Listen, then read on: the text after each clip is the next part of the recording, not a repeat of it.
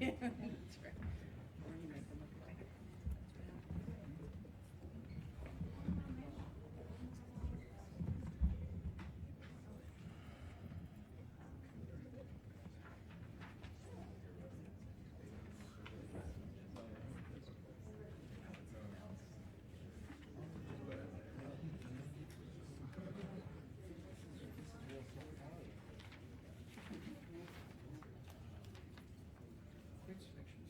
It's a really good group of students. When we first started, this was just American, GW, Georgetown. fantastic. Yeah, I mean, Missouri, Yeah, it was just Pepperdine, Longford.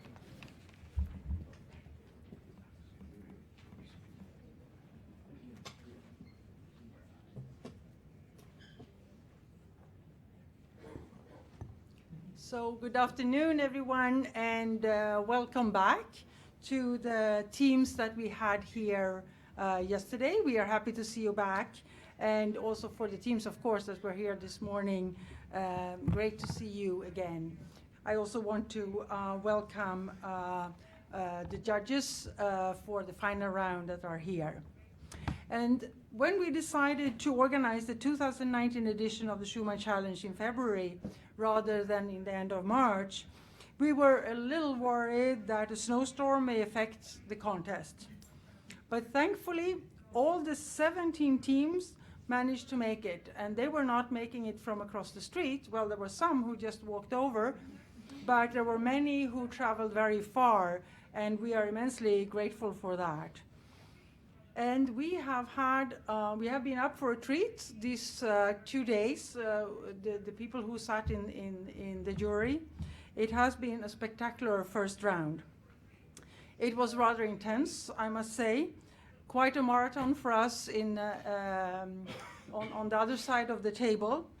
We have had a lot of coffee, a lot of Coke, and some too much cakes also, I must say. But we think everything went well. All the judges were alert until the final moment. And we just want to recognize all the time and effort that these teams have put into the Schuman Challenge, to prepare, to read up, to study, to, I'm sure, rehearse before you came here. So I want to thank all the students and their faculty mentors.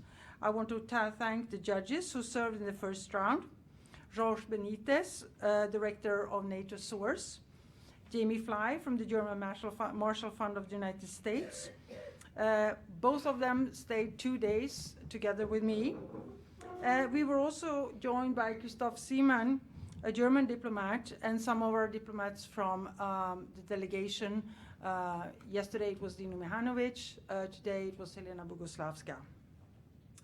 As I said, we were all very impressed by the level of presentation and discussion, because there were Q&As also after the presentations. And we found that the topic for this year's challenge was quite difficult, but you all came up with solid and credible and most of all creative ideas. So congratulations to all for what you did. I wonder if we have any of the other judges here who might say a word or two. Would you like? No? Georges, Professor Georges. Social media.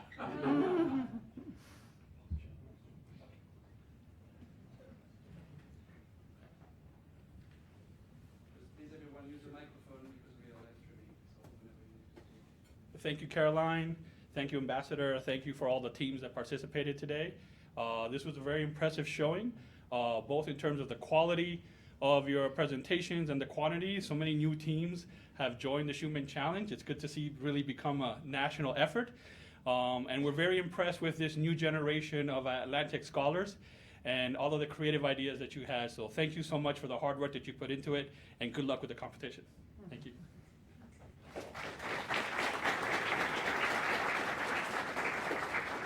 And we were particularly happy to have Professor Benitez at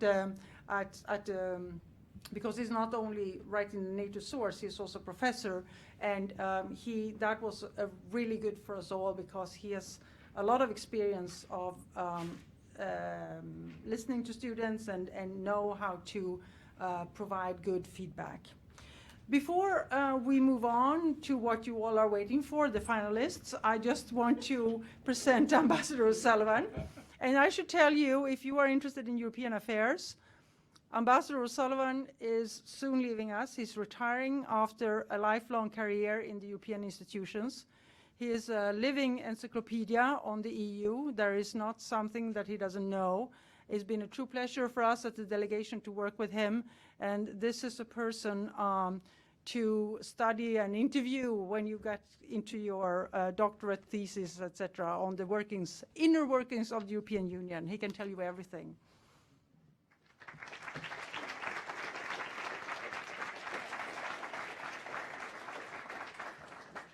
Well, thank you very much, Caroline, though I'm for those very kind words, though I am conscious that I'm standing between you and the result, which is what I think they all thought you were going to announce next. So I apologize. You've just got to endure for a few more moments. Look, this event is for me a particular pleasure because, and Caroline was kind enough not to say it, though she hinted at it. The reason it's being held in February, not in March, is because I leave at the end of February, and I launched this 3 years ago, and I'm very grateful and delighted to see this event take off in the way that it has, and I'm really very impressed at the number and the diversity, geographical diversity of all the universities participating. So for me, this is a great success, and I hope my successor will, Stavros Lambrinidis, a Greek colleague who's currently the European Union Special Representative for Human Rights, who will arrive on the 1st of March, will continue to nurture it, and we'll see it grow and develop. I got the inspiration from something we started 10 or 15 years ago called Euro Challenge, which is a high school competition that we do based around the euro and economic issues in Europe. And I thought this was so fascinating that these high school kids would come out with fantastic economic analysis of the euro crisis and the different that I thought we should do the same. We should subcontract some of our foreign policy problems to the younger generation, and that's what we've tested you with, and I gather we've already picked up a lot of really good ideas, so thank you very much for that. The copyright is all ours, I assure you. But I hope you found this a useful experience. I hope in the preparation and the work, and I'd like to thank all of you, all the teams, for the effort put in, your mentors and your professors for the work. I know how much work goes into this, and we're extremely grateful.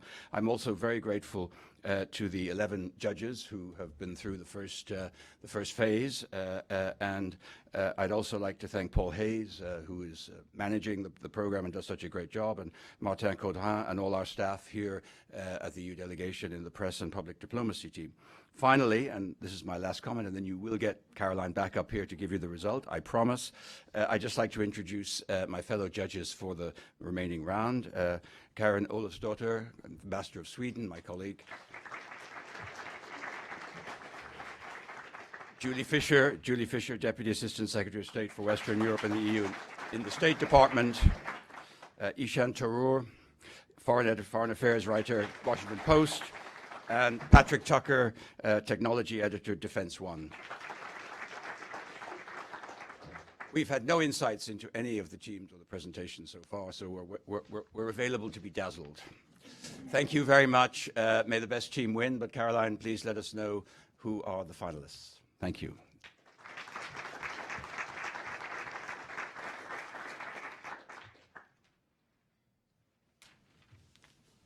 Well, but in good, I don't know how many who have been in Europe and seen the Euro, the musical Euro festival there. The suspense is drawn out forever in time, and I will try to use the same tactics here, because before we come to the finalists, I have been instructed that we should do the honorable mentions. We have had before 2 or 1 honorable mention. This year we have decided for 2 because we thought there were 2 teams that really merited that for different reasons that I can explain to you afterwards if you want to know. But that I will first mention. One comes from close, and that's Howard University. that we are happy to, please stand up. There's the team from Howard.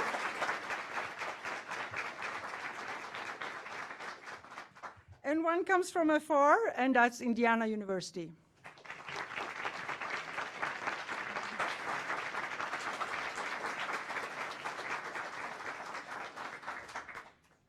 And now, for the finals, we have a returnee.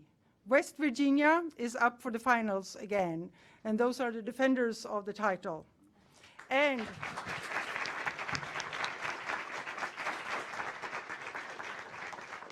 the challengers are newcomers, William and Mary.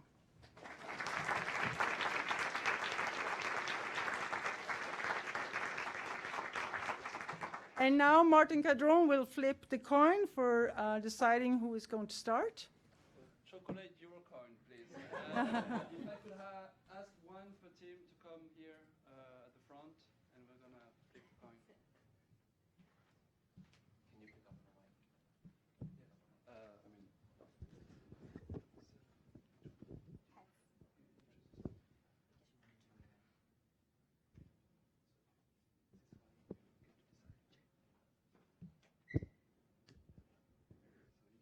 First or second? Second, please. Okay.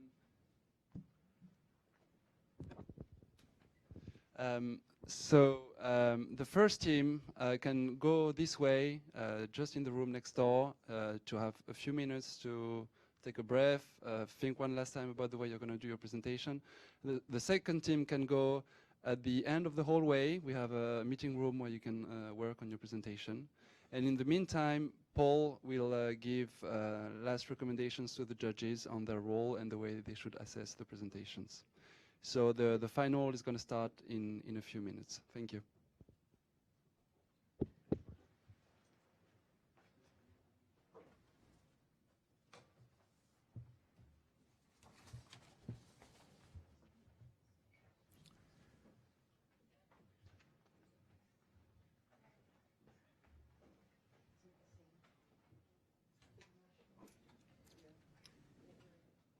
Thank you.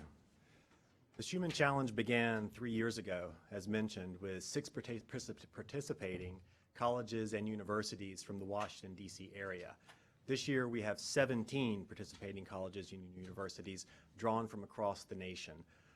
In my opinion, over the last 3 years, the Schuman Challenge has rapidly emerged as one of the most academically rigorous research, debate, and deliberation competitions in the United States, making the European Delegation's Schuman Challenge truly a gift to the U.S. college and debate community. The format for tonight is as follows. West Virginia University will go first. William and Mary will go second. During their presentations, there will be 3 segments. The first segment will be the presentation of the written policy proposals to all 5 of the judges. The second section will be a 10-minute presentation where each school, each team, will explain and present their policy proposals. Finally, there will be a 10-minute question and answer period where the judges will have an opportunity to ask questions about the policy proposal and challenge the research and thinking the teams have presented. The topic for this year's Schuman Challenge is as follows: supplementing the Minsk agreements, taking additional steps in support of Ukraine's independence, sovereignty, and territorial integrity within its internationally recognized borders. You received handbooks before the round. The handbooks spell out the rubric that will be used to judge today's competition. I would direct you to page 6, which spells out the most important criteria. For this competition, undergraduate students have been challenged to present transatlantic solutions to complex global problems. The primary criteria by which the students should be judged is the quality of their scholarship supporting their proposed solution. Thus, the first criteria on the judging process page is: did the team present a logical and well-reasoned case for their proposal? Did the team use evidence, case studies, and/or data as necessary to support their claims and contentions?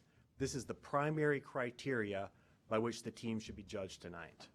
In addition, we have identified 3 other criteria. Did the team present a clear, realistic, and actionable strategy? Did the team demonstrate command of the topic area, reflecting quality research and preparation? Was the team's overall presentation clear, effective, and professional? Of course, all of those criteria are intertwined with the impression that their policy proposal will make on you. But at the same time, those are things you might also think about if the comparison of the 2 solutions is so tight, you need to find a way to decide between the 2 different teams. During the team's presentations, your role as judge is relatively simple. Simply sit back and listen. Once the Q&A period begins, the questions will be coming from you to the teams. The teams will be in here one at a time. So the 3 of the representatives from one university will be up here. There's no formal formula for the Q&A period. We have 2 handheld mics. You should simply converse amongst yourself as to who wants to go first, pass the microphones back and forth according to who has interest in presenting a question. The Q&A period will last for 10 minutes. I will be the timekeeper. I will signal when it is time for the Q&A period to conclude. For example, I might say last question so that you know this is at the end, or I might tell the team this is your last answer unless there is a follow-up question. If you would like to have a follow-up question after time, however, that's fine. I will try to expand the time for the other team so as to equalize both teams' presentations. When asking questions and when constructing your questions, we would encourage you to focus your questions on assessing the quality of the solution and the student scholarship presented. Questions might include asking for clarification. It might include how does that work? How you propose doing the following?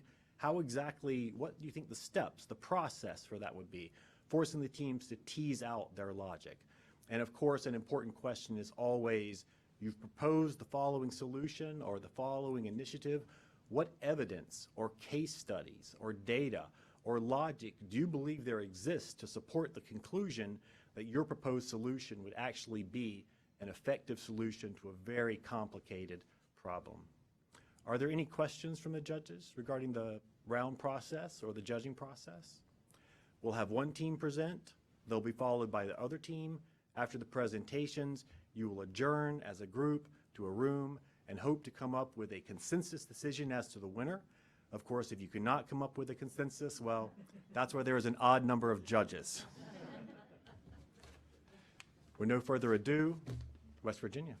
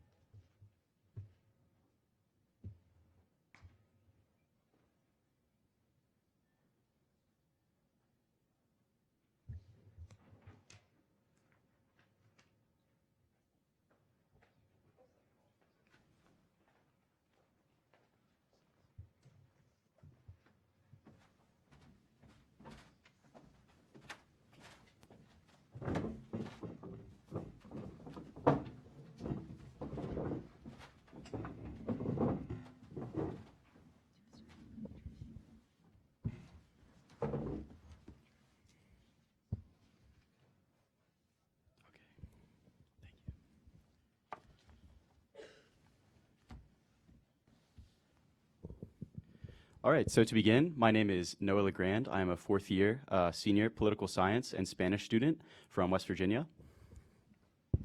My name is Karin Laska. I'm a senior at WVU. I study international studies, Slavic studies, and French. Hello, my name is Adam Craig. I'm a sophomore international studies and economics major.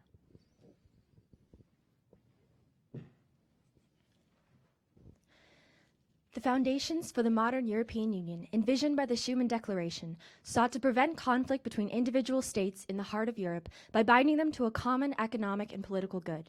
Today, we are challenged to resolve how this large and culturally diverse union ought to deal with conflict on its periphery as a united actor, in lockstep with its since well-developed transatlantic ally, the United States.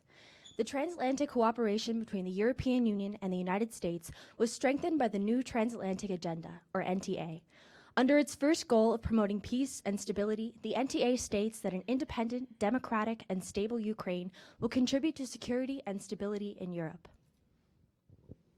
Given the prevailing difficulties with fully and faithfully implementing the Minsk agreements, a three-phase plan incorporating transatlantic cooperation is imperative for a comprehensive termination of active conflict in Ukraine, with the ultimate goal of alleviating human suffering. The three successive phases of our plan, transatlantic alignment, diplomatic engagement, and humanitarian infrastructure, will build upon one another to work towards a negotiated ceasefire in Donbass, followed by a period of reconstruction to promote Ukrainian autonomy. The first phase, transatlantic alignment, will synchronize the EU and US's geopolitical energy strategy by making the completion of Nord Stream 2 contingent upon concrete progress in Ukraine. This step will predicate diplomatic engagement by increasing Ukraine's leverage for an equitable outcome in strengthening transatlantic economic ties. The second phase, diplomatic engagement, will focus on achieving a sustained ceasefire between all actors with the assistance of international representatives, as well as continuing transatlantic security cooperation to promote Ukrainian sovereignty. The third phase, humanitarian infrastructure, will initiate positive peace in Ukraine through the development of critical infrastructure, the economic reintegration of Donbass into the Ukrainian economy, and the promotion of transparent governance suitable for international aid. While recognizing that this is an ambitious solution to a difficult issue, we are reminded of what Robert Schuman said before the Council of Europe in 1951. To propose a plan is to take a much greater risk than to simply put forward an idea. Phase 1, transatlantic alignment. Thus far, the Donbass conflict has had a disproportionately negative economic impact on Ukraine as opposed to Russia, as it relates to GDP growth, inflation, and foreign investment. In spite of some economic consequences, Russia's unacceptable actions are still incentivized by their increasing share of the regional power balance on their western border. We believe there are smarter ways to tailor the EU and United States position on energy in a way that increases Ukraine's leverage against Russia, exerts more economic pressure on Russia, and simultaneously creates cohesion in the economic vision of the transatlantic relationship. Transatlantic cooperation in the natural gas sector is key, beginning with acknowledging the geopolitical implications of the Nord Stream 2 pipeline and committing to a plan to preserve Ukrainian gas transit and establish a ceasefire before its completion. This will require getting the Federal Republic of Germany on board with the European Parliament and the United States, and this move will strengthen the negotiating position of Ukraine and bring cohesion to the transatlantic strategy of curbing Russian aggression. So what are the benefits of this plan? First, it prevents Russia from fulfilling its goal of reducing Ukrainian gas transit to, quote, zero, as expressed by Gazprom CEO Alexei Miller as early as 2014. This would represent a radical change from the status quo, as in 2017, Ukraine accounted for 93 of the 193 billion cubic meters of Russian gas moving to Europe. This good faith action will spur Ukraine to take more concrete steps toward, quote, unbundling and liberalizing the gas sector in accordance with the European Union's third energy package. This step will combat the upcoming expiration of a 10-year minimum gas transit agreement signed in 2009 that the Russians are also anticipating as upcoming leverage over Ukraine. So what anticipates that this plan is feasible? The provisional deal reached earlier this week to make Nord Stream 2 third energy package compliant and regulated is a step in the right direction. Additionally, on February 7th in Slovakia, Chancellor Merkel committed to diversifying German gas imports. Both she and European Commissioner Juncker have committed to constructing new liquefied natural gas terminals to receive U.S. exports, which are increasing. This increases transatlantic economic cooperation while imposing consequences for Russian behavior on a precise and relevant target like Gazprom. Importing Russian gas is not inherently bad, but we cannot ignore the role that cutting Ukrainian gas transit plays in prolonging suffering in Ukraine. In January, members of Chancellor Merkel's own coalition have begun vocalizing concerns about the geopolitical implications of Nord Stream 2, and in April, Chancellor Merkel committed to ensuring a decision on the future transit role of Ukraine before permitting the full operation of Nord Stream 2. Ukraine has also shown commitment and is currently on schedule to have an unbundled transmission systems operator by 2020 as per the last round of the trilateral gas talks in Brussels. Phase 2, diplomatic engagement. After achieving a transatlantic alliance in the pursuit of stabilizing the situation in Ukraine, the preeminent goal for preserving sovereignty and alleviating human suffering in Ukraine should be a sustained ceasefire between all actors. It is important to be realistic when examining conditions for a ceasefire. Based on prior separatist uprisings in Transnistria and Abkhazia, where only Russian-led peacekeeping missions were deployed and where Russian troops are still present today, it is unlikely that Russia would consent to UN peacekeepers in Ukraine. It is also doubtful that Russia would consent to a NATO-led peace enforcement mission like the implementation force that was deployed in Bosnia and Herzegovina in 1995. Therefore, the ceasefire and its implementation should be self-motivated, with all sides having a vested interest in ending the violence. The sanctions placed on the Nord Stream 2 pipeline will prompt Russia to join ceasefire negotiations with the goal of preserving its energy-related economic investments. Transatlantic peace-building efforts that provide humanitarian aid and infrastructural support will incentivize Donbas separatist fighters to enter talks for a sustained ceasefire. Though the implementation of a ceasefire must come from the actors involved, international representatives should assist with negotiations between Ukraine, Russia, and the Donbas separatists. The existing OSCE Special Monitoring Mission to Ukraine should continue observing and impartially reporting on the situation, as well as facilitating dialogue among all parties. Though UN peacekeepers are not a practical option, the UN should send a special representative of the Secretary General to facilitate ceasefire discussions, as has been effective for establishing the recent ceasefire in Libya. While the UN Special Representative should lead ceasefire talks for the sake of neutrality, the EU should follow the recommendation made by the European Parliament in September 2018 and designate an EU Special Envoy for Crimea and Donbas to aid negotiations and supplement the work of the US Special Representative for Ukraine negotiations. After achieving a ceasefire, transatlantic peace-building efforts to ensure Ukrainian sovereignty and territorial integrity should include security assistance for Ukraine. This security support should involve continued multinational training exercises like the annual Rapid Trident maneuvers, assistance through funds for ongoing training programs and operational needs, and continued involvement of Ukraine in multinational security talks like the NATO Defense Ministers meeting this week, where members agreed to assist Ukraine with reforming its defense management system and strengthening coastal infrastructure. Cybersecurity should also be a transatlantic priority, with continued support like the US-Ukraine Cybersecurity Dialogue, in which the two countries discuss strengthening the cybersecurity of election systems and critical infrastructure to bolster Ukraine's ability to conduct elections without interference, a vital step in safeguarding its sovereignty. Phase 3, humanitarian infrastructure. For the long-term reintegration of Donbas into post-conflict Ukraine, the United States and the European Union must prioritize reconstruction of the devastated Donetsk and Luhansk oblasts to alleviate unnecessary human suffering. As such, international support and funding of the UN-proposed humanitarian response plan is essential for achieving this goal, providing for the reconstruction of critical infrastructure and ensured access to clean water and reliable electricity. Since 2014, healthcare infrastructure has been bilaterally targeted, threatening access to medical treatment. Therefore, non-discriminatory access to healthcare can be guaranteed through expanded freedom of movement along the contact line for the safe transportation of medical equipment and professionals. Furthermore, mental health care must be prioritized, prompting the utilization of American technical expertise in treating PTSD, a disorder affecting 32% of IDPs in Ukraine. The involvement of economic advisors from the European Union and the termination of growth-limiting policies, such as the Donbas trade embargo, are necessary to restore economic cooperation with the rest of Ukraine. Reducing poverty, economic insecurity, and unemployment is achievable by providing cash grants for micro-enterprises and small businesses to encourage entrepreneurship and facilitate the transition to unsubsidized job growth.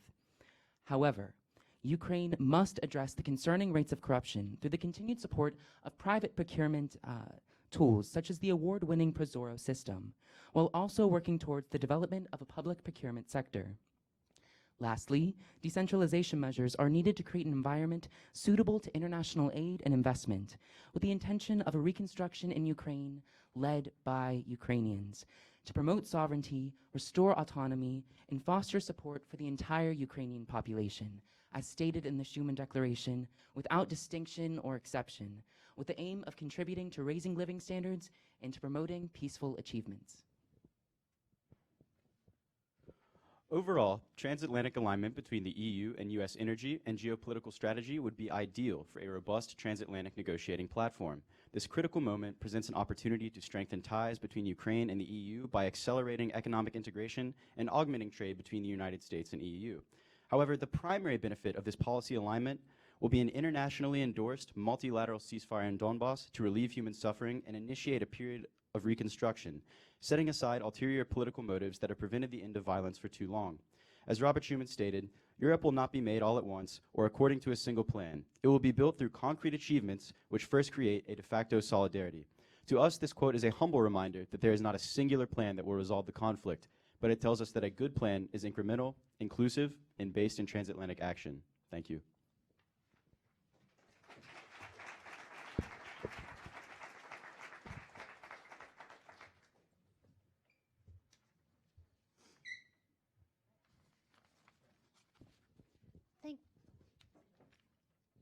Yes.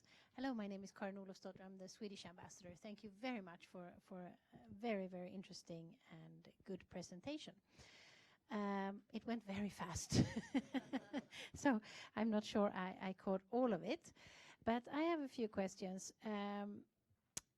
Do you think it's, because just skimming through your proposal here, do you think it's enough with making full operation of the Nord Stream 2 enough to get the Russians to the table? Because I don't see any more actions in your paper that would actually make the Russians interested in this if we are going to solve it, which I think is necessary. I also wonder if you think that the European Union would agree to making the operation of Nord Stream 2 how do you say, critical for this.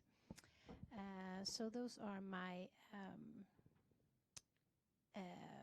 my main questions. How to get this self-motivated ceasefire going with just these measures as I see it. Thank you. Sure. So in response to the point about Nord Stream 2, we know that this has been a great disagreement between a lot of European Union countries, and part of Russia's grander strategy so far in interfering and creating mistrust and division between European states and the United States. This has been a huge linchpin in that.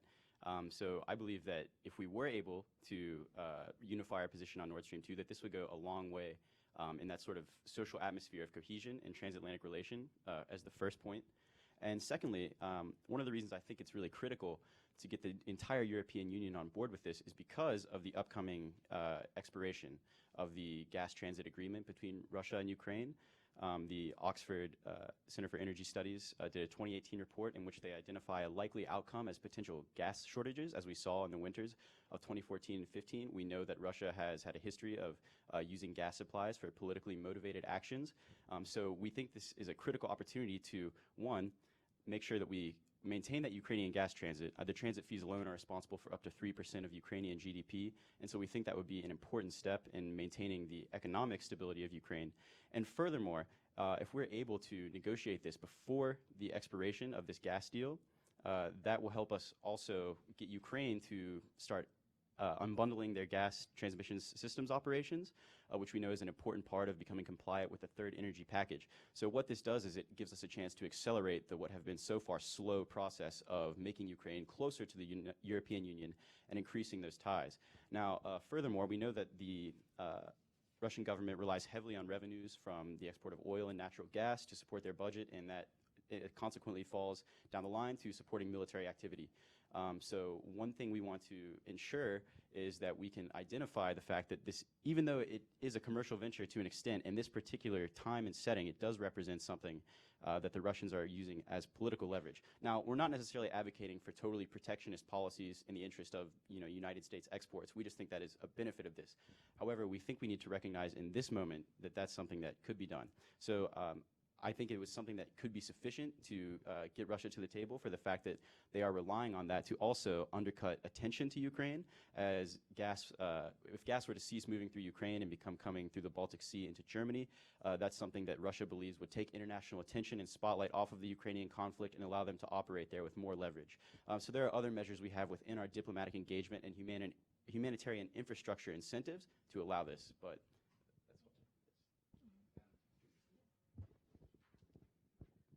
thank you very much. Really an impressive presentation. I very much appreciate it. I wanted to dig down, if we could, for a moment on your peacekeeping proposal. And you very much used some wonderful words to gloss over a few important questions, like all sides would be participants in this peacekeeping mission. Who do you think that is? And tell me a little bit about how you think a peacekeeping mission that is not under the auspices of the UN, not under the auspices of the OSCE, but representative, the other phrase you used was all the actors involved. I'd like to understand more about who you think that is and what you think they're doing. Okay, to reiterate, I don't think that Russia would allow peacekeepers in any capacity. They haven't shown that in the past in their conflicts in Transnistria and Abkhazia. When I say all sides, I mean Russia, Ukraine, and the Donbas separatists. But I also think, as I mentioned, that a UN special representative should be sent in, as has been effective for establishing the Libya ceasefire so far. Our goal in all of this is alleviating human suffering and stopping the conflict. And so maybe even if a ceasefire isn't an ultimate goal, I think it's something like the preservation of human life should be at the forefront. So along with the UN special representative, I think there should be continued work with the U.S. special representative for Ukraine negotiations, and I think the EU should appoint a special representative for Crimea and Donbass. And I think it would be valuable to have members of the trilateral contact group and the Normandy 4 at the table as well, since they were the original negotiators of the Minsk agreements. And I think with a room full of people who have worked on this issue, who have negotiated and who have seen it through, I think it would be effective for negotiating, but not necessarily having a peacekeeping force, since that hasn't been shown to be effective and hasn't been shown to be something that Russia would consent to. So, so you would have Ukrainians, Russian proxies from the Donbass, and Russians. So, do you think that's a formula for success? Along with the other implements that I mentioned, the UN Special Representative, the EU, and the US, and the Trilateral Contact Group, and the Normandy 4, I think having all those people in the room and leaving the actual implementation to the parties involved, rather than having peacekeepers involved, I think with the support provided by the international community, that Ukraine will be able to facilitate its own internal affairs without regard to hitting its sovereignty. And would this confer any status on the Donbass representatives? Would this intentionally confer a status to put them on par with two nation states? No, I think that's something that should be left to Ukrainians. I think the international community has a responsibility to help with Ukraine with its rebuilding package, which we spoke about, and to help to facilitate negotiations. But I think that's an internal sovereignty issue for Ukraine. Hi. Oh, okay, thanks. Quick question on the diplomatic engagement one. It says continues transatlantic security assistance, multinational training exercises like Rapid Trident, along with funds to support ongoing training. Are you seeing an increase of funds for cross-military training between the United States and Ukraine? Where do those funds come from? And are you also seeing so those exercises are also seen as provocative by Russia? If that becomes an object of negotiation, what do you do then? Well, I think we've definitely seen an increase in support for Ukraine. I think the international community is recognizing the importance of supporting Ukraine throughout this. Just this week, there was the NATO Defense Ministry meeting in Brussels, where NATO states committed to helping Ukraine to shore up its coastal infrastructure and to improve its defense capabilities to make it more in line with the necessary measures needed to become a member of NATO in the future. I think it's important for if our goal is preserving Ukrainian sovereignty and territorial integrity, to help it to have the best military possible and to not leave it to flounder on its own. And while this might be provocative to Russia, I think it's important that the international community rally around Ukraine that finds itself in this position, so it can be able to protect its own sovereignty by having the assistance and training of the international community. Yeah, at the risk of, and thank you all for your terrific presentations, at the risk of potentially reiterating the ambassador's question, the first question, could you articulate to me just once more, and this is to the simpleton journalist in the room, what exactly you think, I mean, why exactly the economic leverage that you spell out would be the prime mover for shifting the status quo as far as the Russians are concerned? Do you believe that it is economics at the end of the game that is the most important thing for the Russians? And if not, I mean, and if so, why would that come before some of the very clearly political, almost socio-cultural investment that Moscow seems to have in Ukraine? So in an article that actually came out this week, where former Ambassador William Courtney wrote about sort of the conquest and involvement of Russian military extension in Ukraine and Syria, and even some of the support they're providing to Venezuela, made an argument that this is starting to affect the trust that the Russian people have in the in President Putin at home, and that this is starting to sort of extend very thinly the Russian treasure throughout the world in their sort of interventionist activities. So something we need to recognize is that repeatedly Russia has used those type of economic means, particularly energy, to achieve political ends. Like I talked about the intentional cutting off of gas before in 2014 and that sort of thing. So we believe Russia is anticipating that the expansion of alternate routes of gas transit through the European continent will benefit them, because obviously they see a threat in the transmission of Ukrainian gas in the conflict, but they also see it as a way to give themselves an upper hand. So considering sort of the thinly stretched resources that Russia has been committing to conflicts and supporting regimes around the world, I do believe that that would go a long way in encouraging them to come to the table, because not only that, it's not just about the economic message. And if you talk about the socio-political goals of Russia, one of those things is to divide EU states, to divide the European Union and the United States in their cohesion and in their strong transatlantic bond. So I think that would go a long way in sending a signal additionally to the Russians that we have a cohesive platform and we're not going to tolerate that type of activity anymore.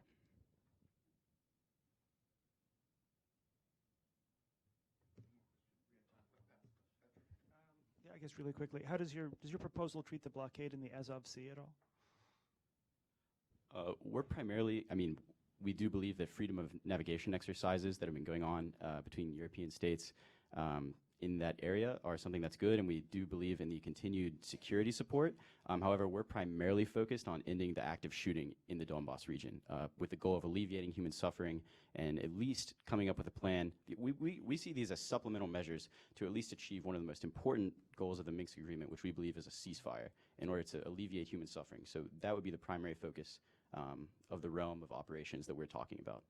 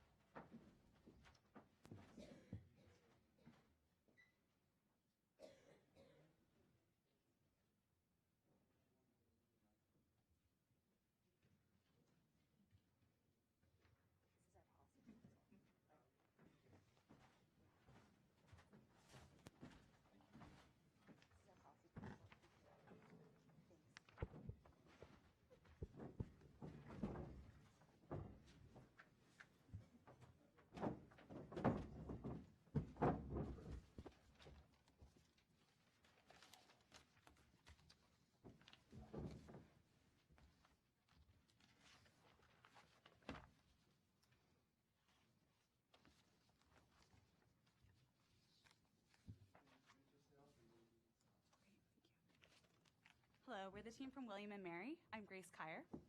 I'm Joseph Bistransky. And I'm George Barrows.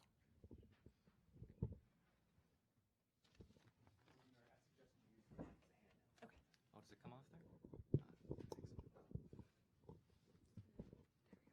Is this appropriate? Okay, great. Good afternoon. In a time when the West is facing instability and division, the crisis in Ukraine offers an opportunity to reinforce transatlantic solidarity. At the moment, mutual lack of respect for the Minsk Accords and the ongoing Russian hybrid warfare campaign against the West seriously threatens the transatlantic community's credibility. Principled and decisive action will demonstrate the EU's moral authority as a supporter of democracy, the rule of law, and international norms in Europe. Achieving a stable settlement in the Ukrainian crisis requires addressing three broad challenges. First, the Putin government has repeatedly revealed itself as unwilling to deal in good faith, undercutting international norms and covertly working to undermine Ukrainian and Western solidarity. Second, EU and transatlantic solidarity is severely limited by internal disagreement, so-called Ukraine fatigue, and the direct effects of the aforementioned information war. Third, and most critically, the Ukrainian government lacks the political will to make essential domestic reforms and fulfill the terms of its obligations.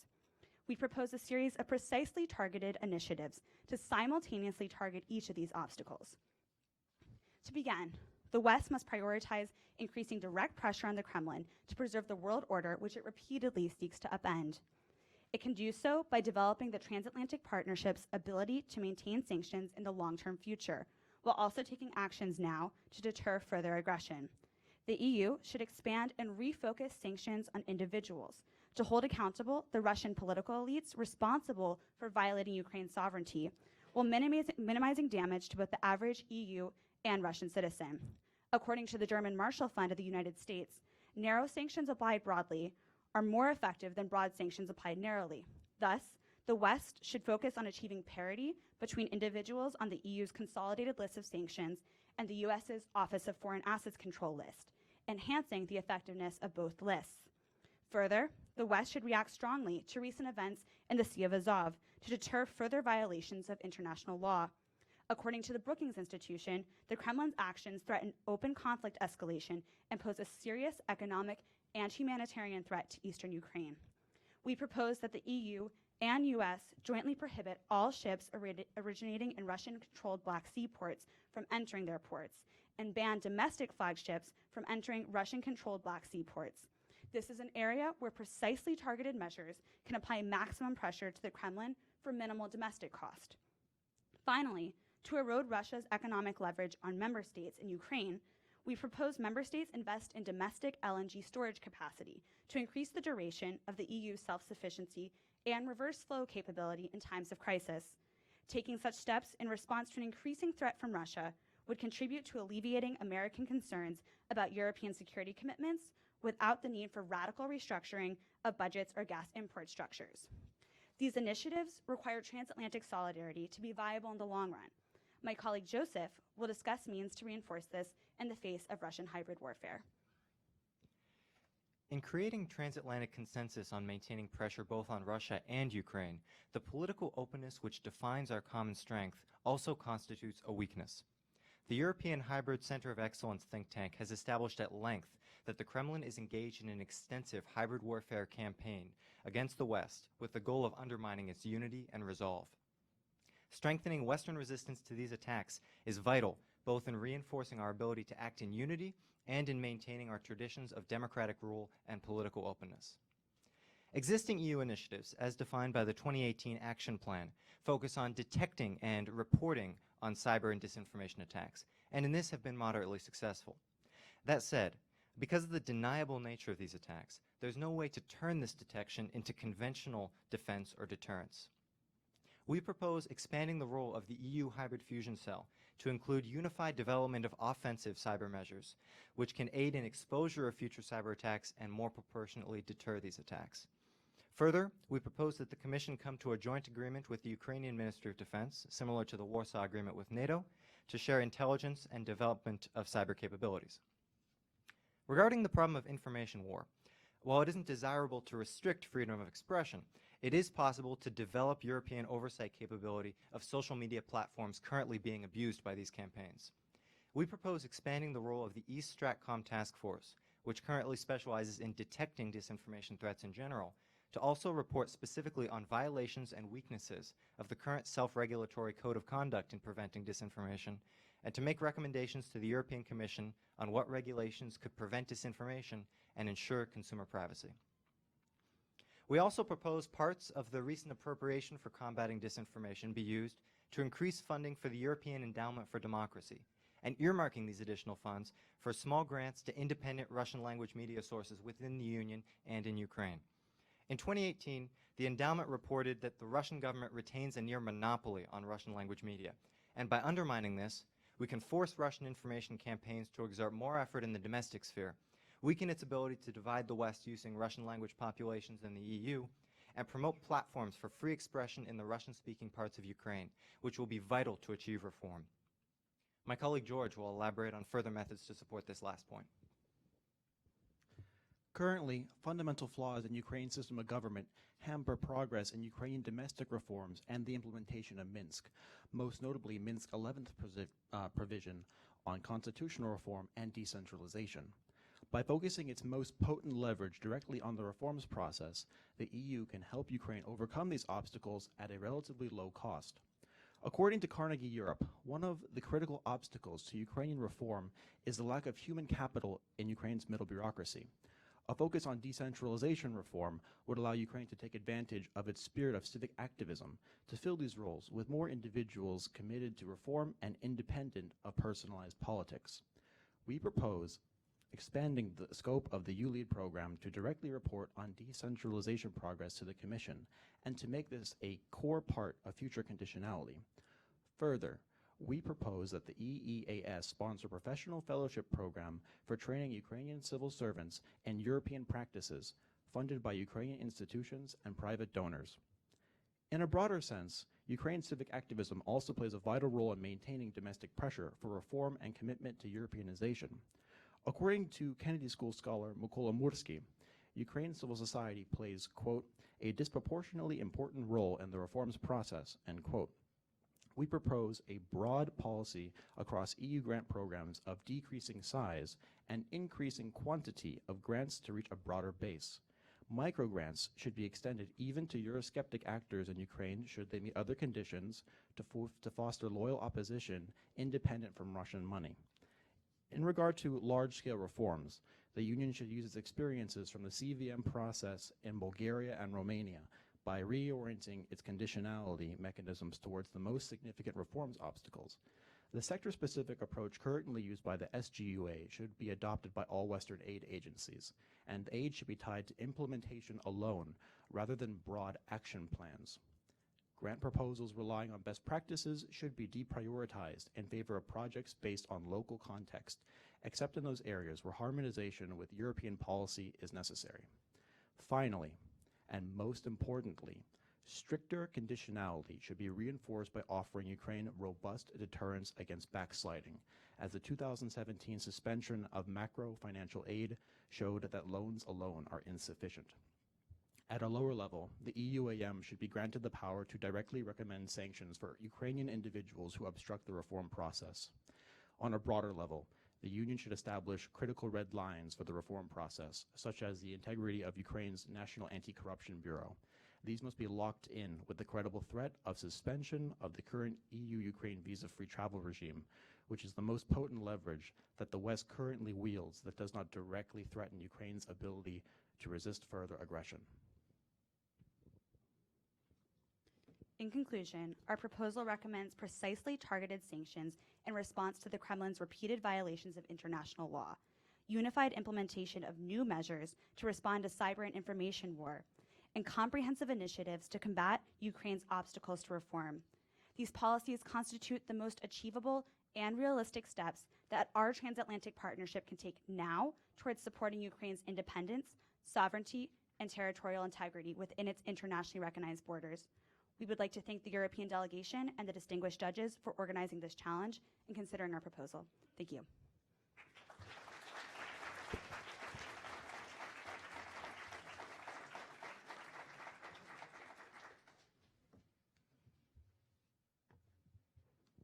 Thank you all again. Terrific job.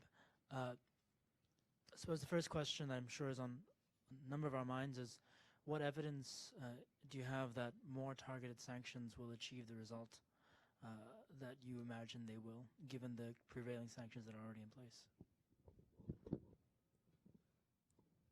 So unfortunately, this is an area where there is lacking evidence, in particular because targeted sanctions are such a new idea, a new approach following the Magnitsky Act. We suggest targeted sanctions because sectoral sanctions have had significant effects on EU and Russian citizens. For example, the halving of the Russian ruble has greatly impacted the life of many Russian citizens. And so we think that targeted sanctions are a more appropriate measure in the future. I would add to that this is an area where the West will likely need to retain sanctions implementation over a long period. And that's why in this and other parts of our proposal, we've prioritized minimizing the impact to Western populations to increase the political capital and the political will to maintain these sanctions over the necessary time frame. Thank you very much for an excellent and well-researched presentation. Following up on Ishaan's question, I have the same, I think the same thought, which is what I find missing is what this then does to bring about a settlement. I understand it's designed to increase the pressure, but the pressure to move in what direction. And apart from the motivation of wanting to resist, of wanting to diminish the pressure, what is your assessment of Russia's motivation in this that would mean that this would end up getting them to the table to address the fundamental problems which we tried to get at through the Minsk program?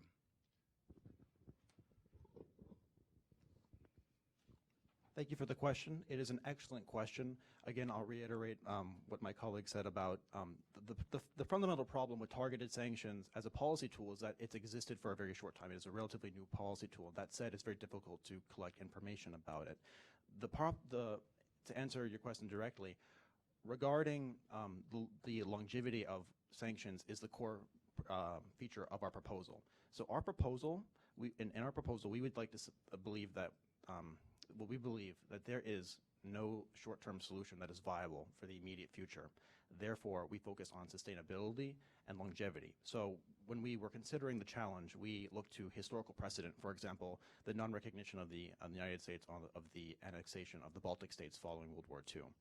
And we believe that, realistically, considering Russian perceptions about claims and legitimacy specifically to the territory of Crimea, which is critical to Ukraine's sovereignty and its internationally recognized borders, that short-term gains to be able to solve this issue is not possible. We have to wait it out for the long run until we see a regime change in Russia.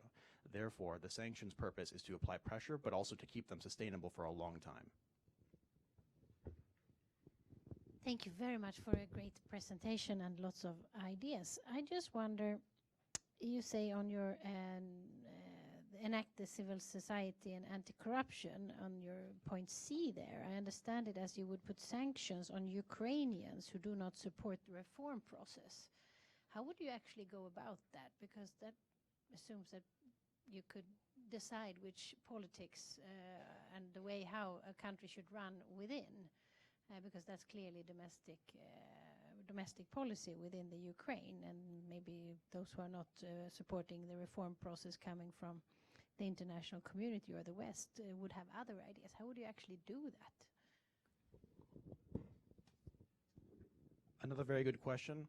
In short, right now, that would not be determined by external actors. This would have to be a domestic Ukrainian question. So, for example, there are several groups that coordinate with Western Union and transatlantic allies, namely SGUA, and also various Ukrainian reform organizations such as Reanimation Package of Reforms, who have identified those individuals or those institutions in Ukraine that are obstructing reform processes.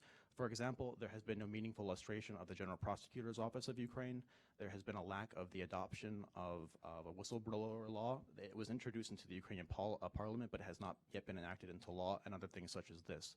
So Ukrainians themselves have identified particular legal entities and institutions that are hampering the obstruction process. The problem is now that, as of now, the EU and its transatlantic partners are not able to target those individuals. But I believe, considering that the Ukrainian government, as of last week, adopted new constitutional reforms, or an amendment, that then solidified the fact that they hope to join the European Union and also NATO, that these facts considered, that they have the political will to be able to do the necessary reforms. And so them submitting to the West, to the transatlantic community, those individuals and those institutions which they believe to be obstructing reforms, we could then act on that. Thank you.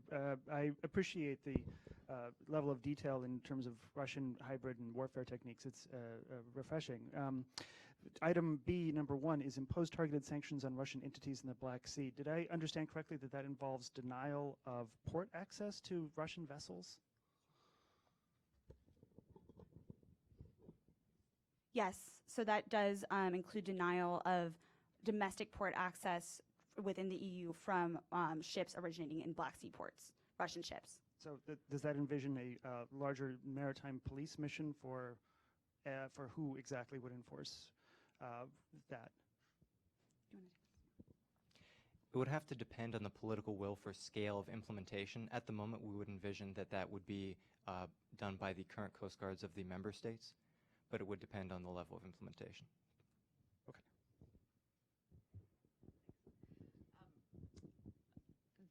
That just really touched on, I think, a really important point that I think you made at the beginning, which was you sort of cited some of the reasons for the current lack of progress that we're looking at. You talked about Ukraine fatigue. I'm wondering your assessment of the situation right now. I'm really curious, where do you see, these are tremendous proposals and a fantastic presentation, but where do you see, who do you think has the stronger hand, and how much is the political will that you just referenced, how much is that a factor in the ability for this entire proposal to have some legs? As my colleagues have stated at length, we believe that any solution which fulfills the terms of the prompt will have to be a long-term one, and as such, the political will has been at the core of our thinking about these proposals. We have judged that these proposals are the best way, through precisely targeted initiatives, to maintain pressure over the long run at minimum costs to domestic institutions. Those costs do exist, but we believe that we have minimized them to the extent that we can still have a potent force to put pressure both on Russia and Ukraine to achieve a settlement in the long run. And I would add that a lot of the Kremlin's actions that we have seen in Ukraine that have violated international law are not exclusive to Ukraine, and we've seen repeated violations of EU member state sovereignty, particularly in the Baltics, and with information warfare, like the Cozy Bear Group, which the Dutch identified in 2014. And so I think that the EU can also look internally and assess their own internal situation and look towards the future, both through Ukraine, but also through defending itself from the Kremlin.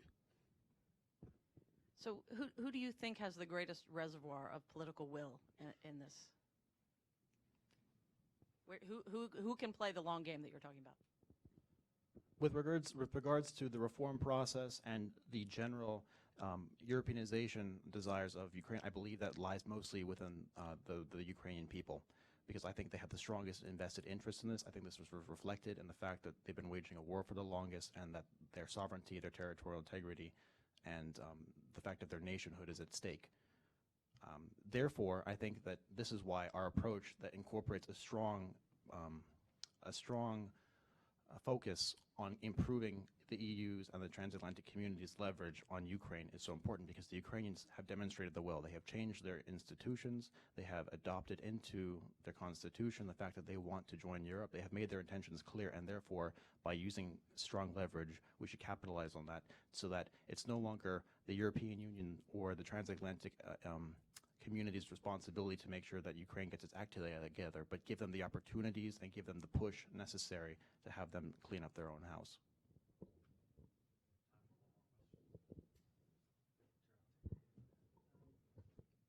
Thanks. The number B under number 2 is broaden the scope of East Stratcom Task Force to monitor private social media companies for compliance with 2018 Code of Practice of Disinformation. I'm kind of, it is a fine idea. I'm wondering what sort of enforcement mechanisms or what sort of outcome do you imagine will happen if Facebook, for instance, decides that they don't particularly want to be monitored? It's a very fair question, and right now there is very little oversight. What the European Union has currently is a self-regulatory code of conduct, which was nominally agreed to by the European Commission and a number of social media companies.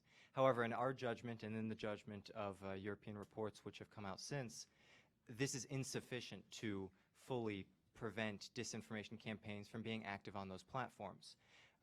As a result, what our proposal suggests is that the East Stratcom Task Force would make recommendations on stronger regulations which would have legal teeth to the Commission to ensure both consumer privacy and protect consumers from disinformation conflicts. So an example of this would be consumer labels on websites or links which are known to be linked to state actors, Sputnik, RT, that sort of thing. That's already been implemented by actors such as YouTube, and that's a potential reform which we think could have a significant effect on consumer welfare.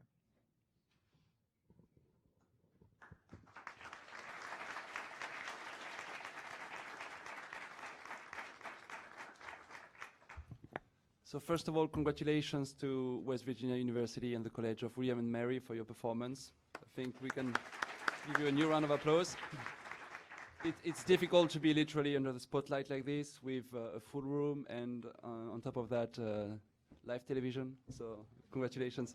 Congratulations to all the other teams as well, and we want this reception that will follow later to be really a recognition of all the great work that you've done, all of you, because all the teams are really spectacular. What's going to happen now is that the judges will retreat for just a few minutes. So it's not quite enough time to allow everybody to get out and back in, but if, of course, you need to go to the restroom, you're free to do so. And in a few minutes, we're going to announce the winner, the finalist, and we'll give an award, a certificate of participation to each team, and you'll have the opportunity to have a picture with the judges of the final round and the judges of the first one who are still with us. So thank you for your patience, and I will invite judges to follow me this way.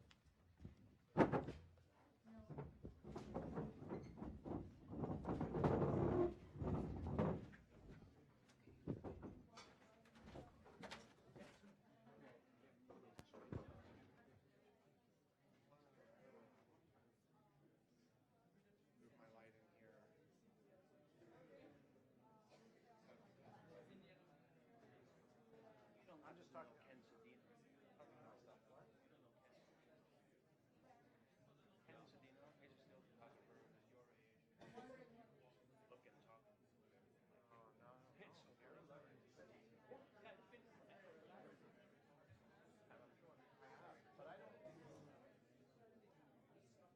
I don't know like I used to. All the wire guys and all of them. But I have no idea. I did do, it was funny, I went to a Sony party on top of the, last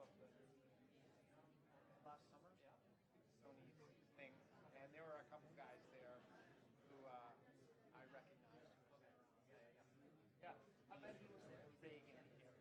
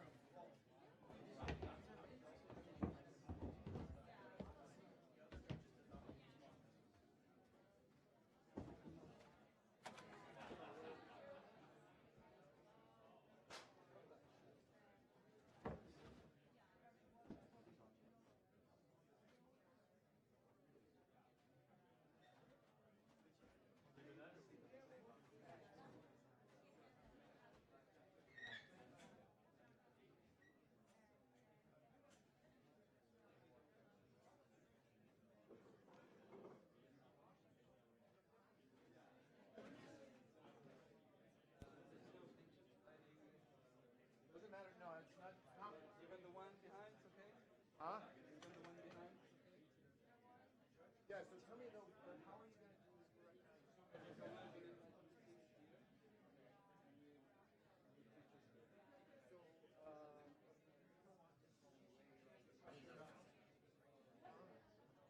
that's the thing. Let me just move over here for now. So I think you,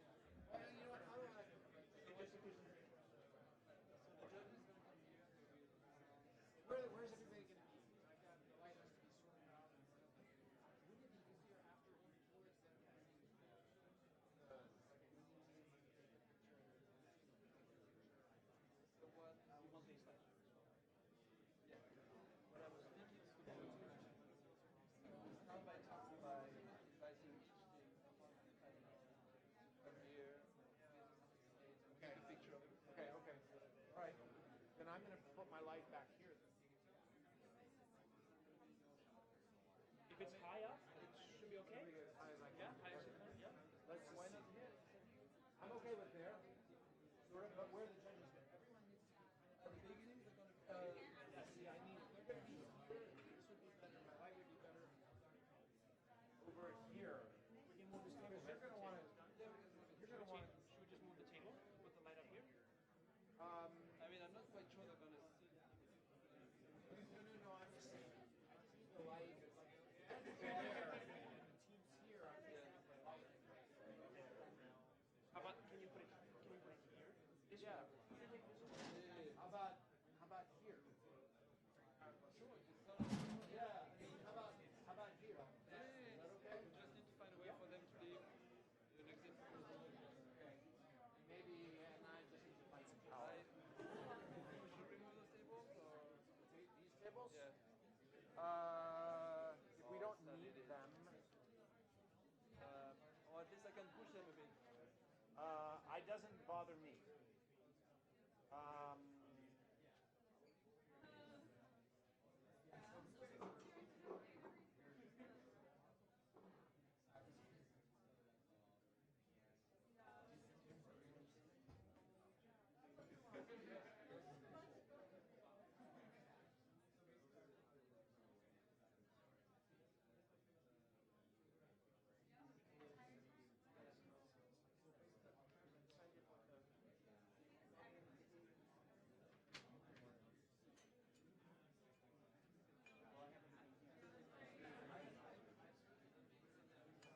So this is far enough. This is out of the way enough for line of sight, I guess. I'm going to get it as high to touching the ceiling if I can. I got you some.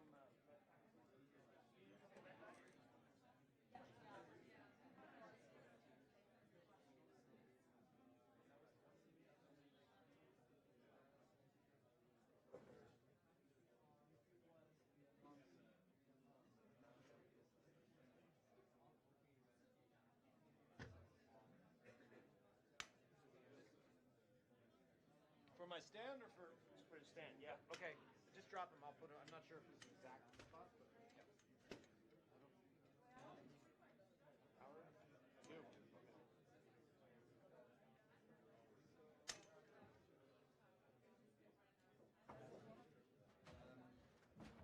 These are fine. Them. Now will that screw you up? That's 5600. It's a white. It's a white light. I mean, it's LED, so it always seems like it will be flashing. When I shoot my pictures, although I can well, Because I can just swing these guys over. no, I need this. You need this. For these shots. I need the mentors. My spotlights on. Doesn't matter. Yeah.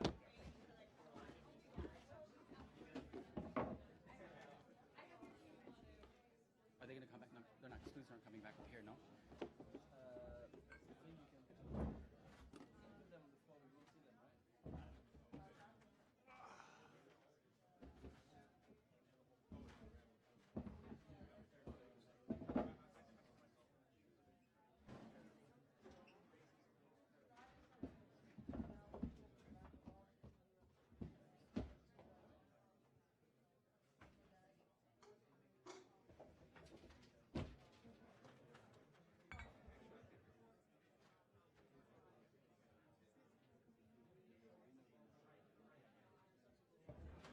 And then you get your certificate. Nobody is here anymore, so.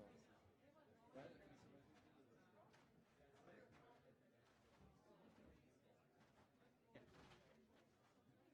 And I will start the meeting.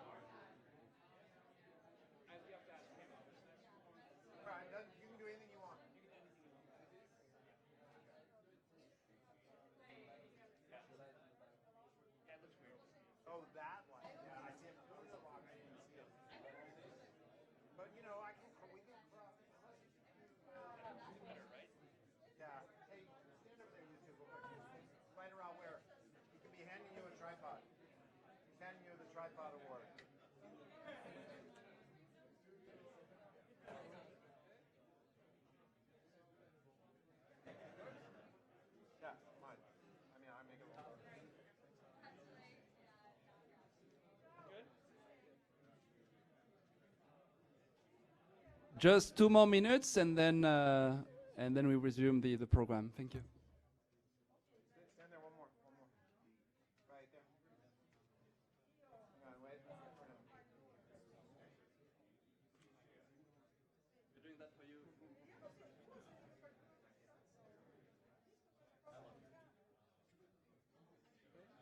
Yeah, that's fine. Yeah, that's okay. It's okay. Yeah. But someone's, you're going to be.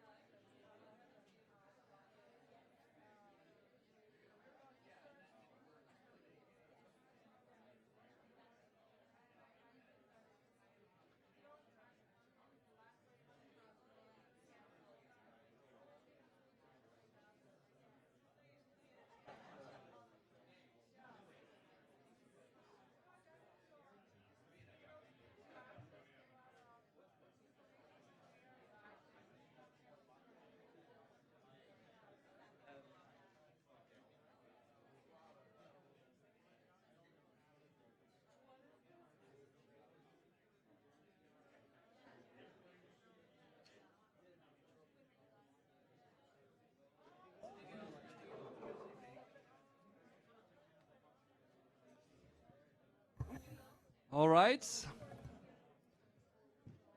The judges are coming back. The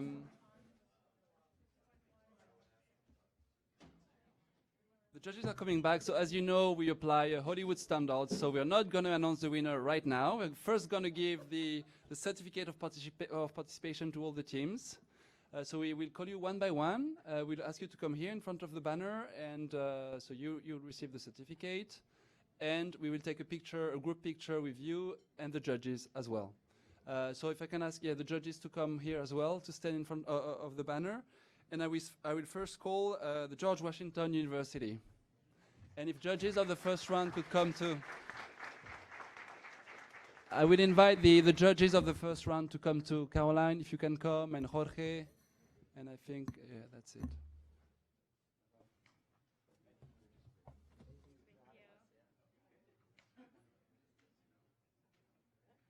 So let's see, we're going to get, just slip, maybe slip in here, slide on that slide, just squeeze it, move on it. No, just keep going in there. I need to fill that in so you're not blocking.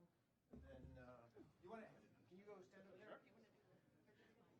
This is just, Somebody handed them to me. this is just a two-person. Yeah, if you can hand them over. All right, everybody look this way, please. We'll just do a couple. All right. Come on, happy to be here. And congratulations to GW.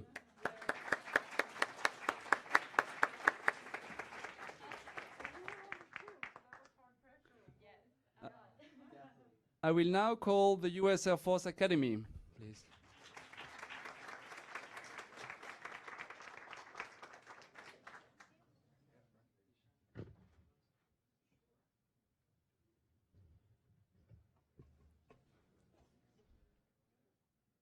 So it's the first participation for the US Air Force Academy, and again, congratulations to them.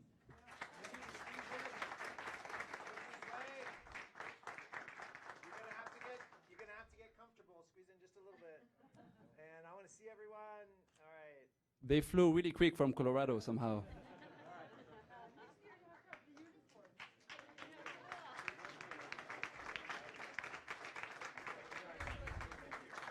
So they have received a special comment from the judges of the first round. Some special congratulations for the team from Howard University. If you could please come up. Thank you.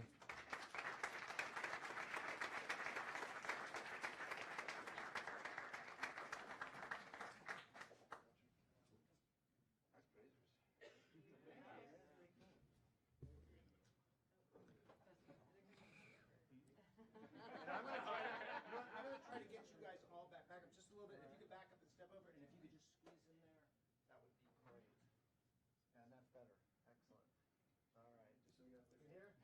All right, come on here, please, for a couple. Again, remember, happy to be here. You're done. All right. Thank you. And it's the first participation from Howard University as well. We will now call the University of Missouri from Kansas City, and it's their first participation too. Congratulations.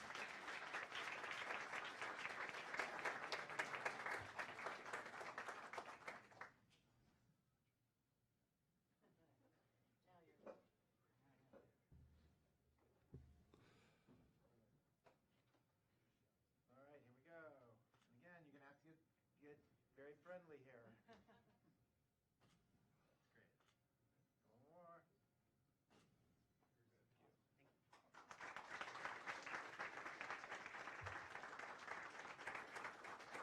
So we now have to sing happy birthday to Norwich University, which celebrates its bicentennial this year. Congratulations to Norwich University. And happy birthday.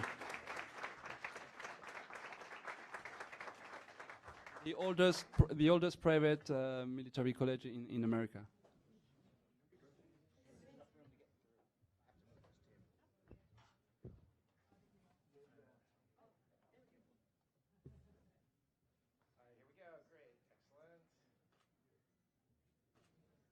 Still happy. I need to see. Wait, I need to see everybody. Come on. No, you're good. I just need you to peek your heads out. Thanks.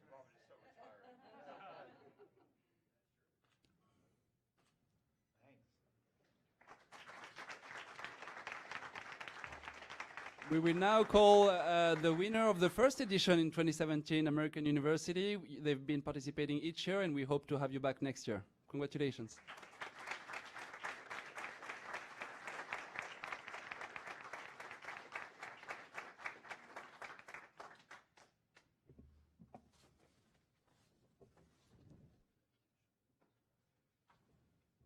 Wait for your, take your little words.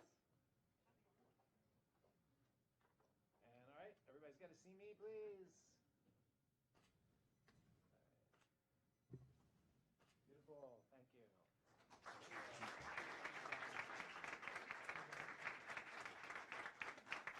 I will now call newcomers. It's their first participation. They come from Massachusetts. I'm going to call Tufts University to come here.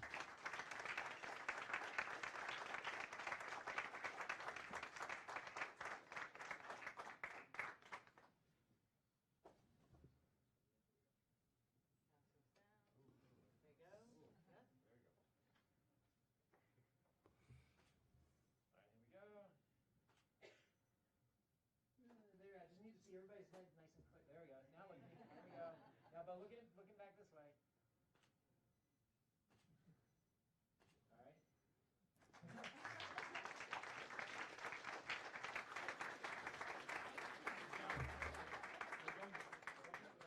A couple of weeks ago, the ambassador went to Indiana, and he told me when he came back, I secured the participation from Indiana University. So we are really delighted that you made it, and you had a special mention as well. I will call you to come here as well to receive your certificate.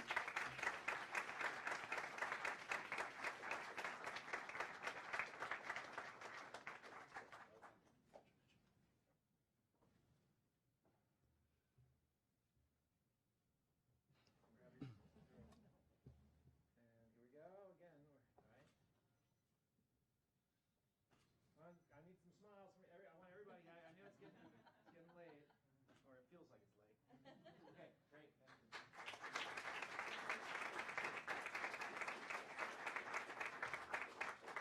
I will now call the University of North Carolina. Sorry, it's our second participation. They are doing a lot on European studies there, and we're really happy to have you here. Thank you.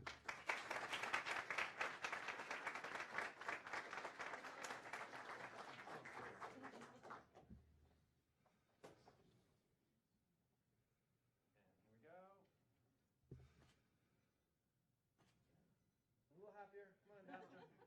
Free wine. Well, gotta get through this.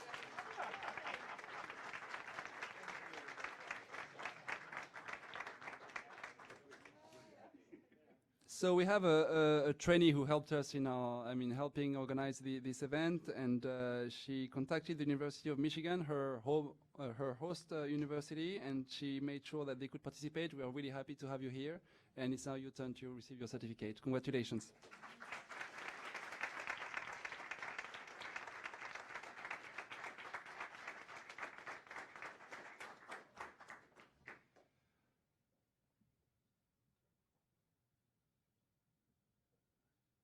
So quiet. All right, here we go.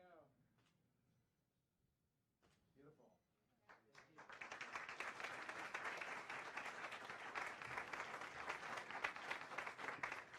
I will now call a team coming from Virginia, the James Madison University. They were here last year, and we are glad that they came back this year. Congratulations.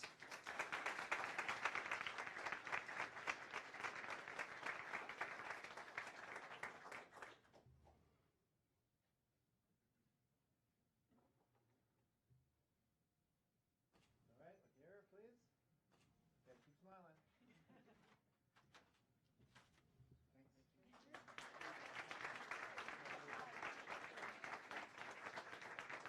Again, from Virginia, they've participated since the first edition in 2017. I will call the Patrick Henry College. Congratulations.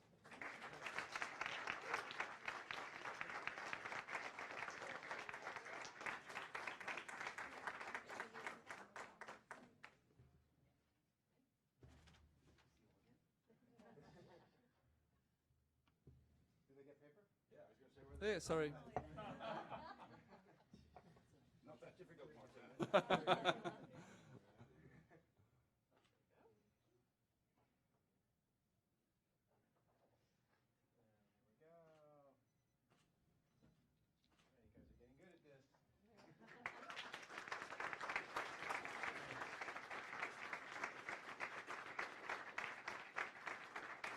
And now it is a contest of who came from the furthest.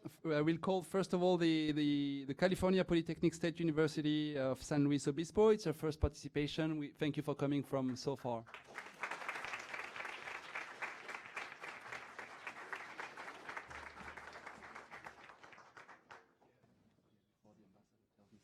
Say something.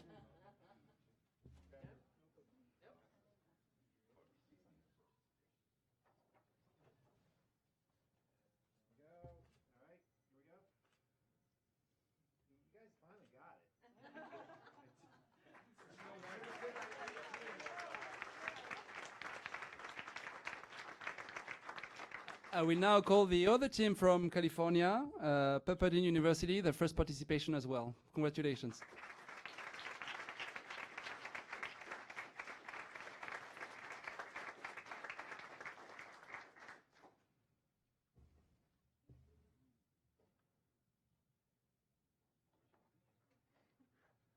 All right, here we go.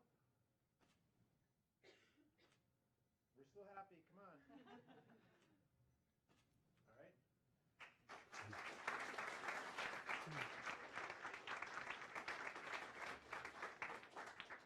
And so I will now call the last team before announcing the finals.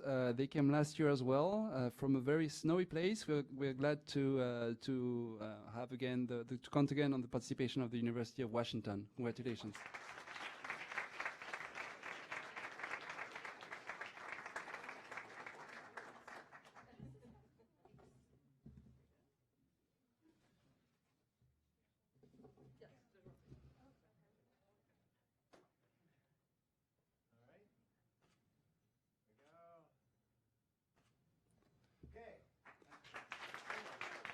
So we will now make a commercial break, and then I'm joking. We will. I will now invite David O'Sullivan, the ambassador of the European Union to the United States, and the other judges to announce the winner and the finalists.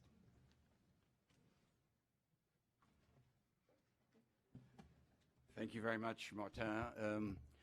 Look, they were two excellent presentations. I really want to congratulate both teams. A lot of work went into it. It was very obvious. A lot of self-confidence in the presentation and in answering the questions. So congratulations to both of you. I think we felt that West Virginia made a very good presentation on the kind of traditional diplomatic tools and trying to work maybe within the framework of what's there. Maybe we felt a little more emphasis on the leverage of Nord Stream 2 or not, but it was an excellent presentation. William and Mary took a slightly more backward step, saying, that we need to kind of change the strategy here and be tougher. Not sure it would necessarily what that would lead to, and that was a question we had. So it was a tough discussion between us, but on balance, we felt that the team that convinced us most was William and Mary. So congratulations.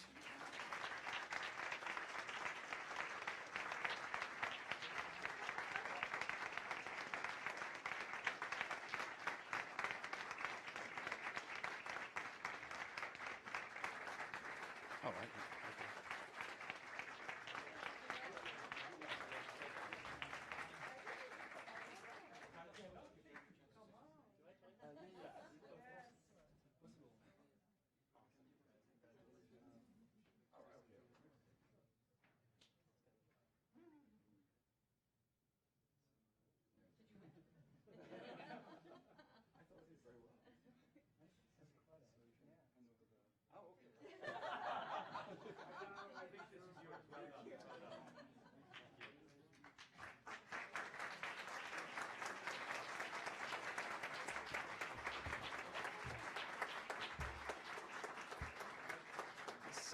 So we'll take a picture, and then some other judges will explain as well the decision. The team in the middle right there, and their coach in the slide. It's getting tight here.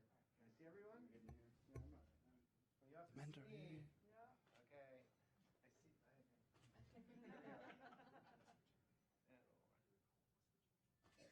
I see.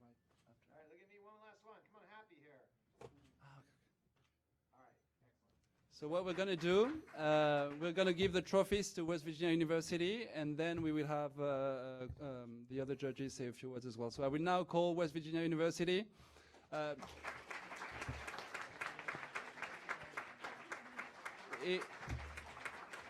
It's a fantastic experience to make it twice to the final, so really congratulations.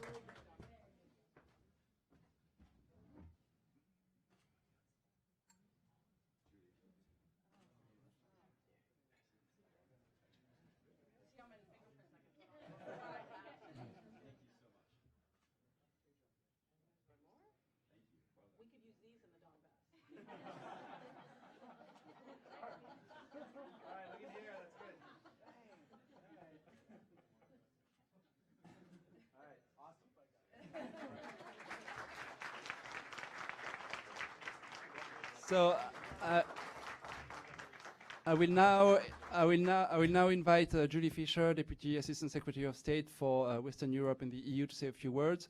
I must say we were quite worried she would have to cancel because of the trip of Secretary Pompeo to Europe, so we're really glad to have you here with us. Thank you. Thanks so much. I don't want to keep anyone from here to the reception. I don't want to delay anyone, but I want to say thank you. The presentations were incredibly impressive, and I will tell you this, that the details that we heard from you and the work that you put in, these are the skills that I find, and the patience and that long view that I heard really from both teams. These are the things that we are struggling with every single day in the Department of State. And so we joked in the room about getting resumes, but really I would like to have them. So really congratulations, and I do hope we have some aspiring American diplomats in the crowd. Thanks very much, y'all.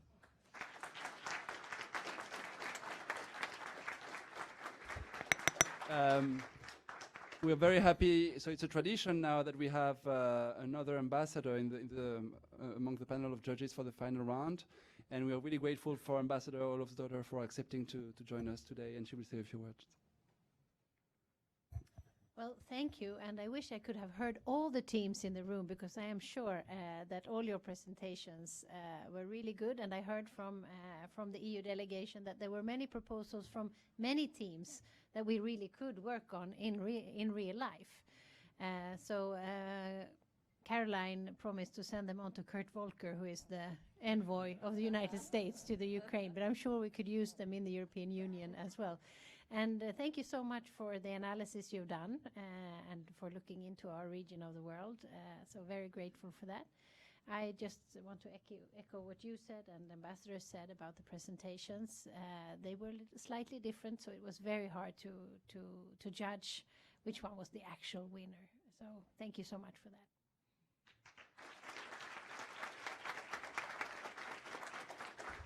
So if you want to stay informed about world politics, you have to subscribe to 2 newsletters. Either our EU in the US Top 10, which is sent out every Friday, or the Today's Worldview from the Washington Post, which is drafted most of the time by Ishaan Tharoor. We're really grateful to have you here, and we're really thankful.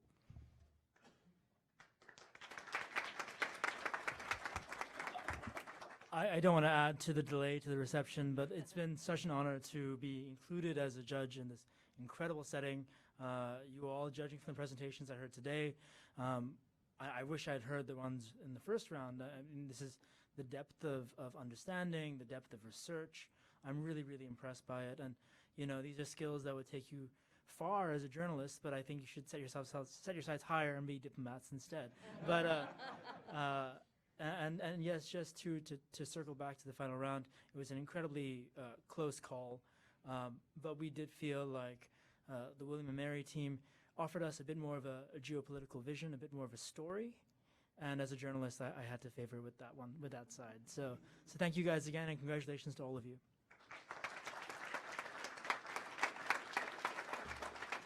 And now the final judge has been covering Ukraine extensively for Defense One. We're very happy he could make it here too.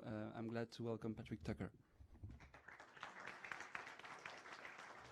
Thanks. I won't keep you guys too long. I have been covering this conflict since 2014, and there's a lot of people that have Ukraine fatigue, but I really appreciate the fact that all of you here took time to wrestle with an incredibly difficult problem, and you did so earnestly. It's very reassuring for me as someone that covers this space to know that there's so many really smart people that are bringing the full weight of their intellect to an incredibly difficult problem. I have absolutely the greatest respect for both of these teams. I learned so much about Nord Stream 2. Oh my God. There's like a ton of stuff about Nord Stream 2 I learned. And it was a really tough decision. We went back and forth a lot. I felt like you guys totally understand the way political and international realities should work. I felt like you guys understood Putin a little bit better. But thank you all so much for your work in this, and thank you for your attention to this issue. I really appreciate it. Thanks.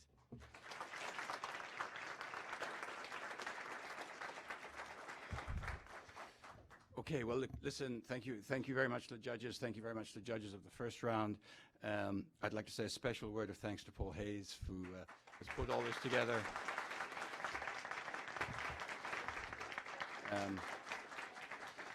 Once again, I'd like to thank all the teams, all the students, all the professors who guided them.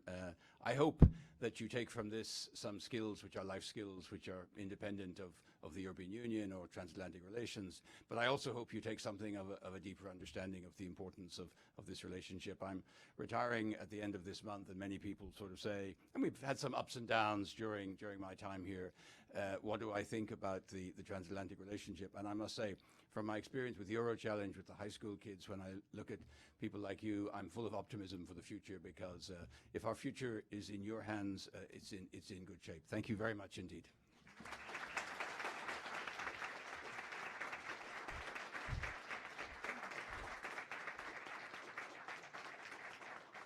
And you are now invited to the reception. Thank you.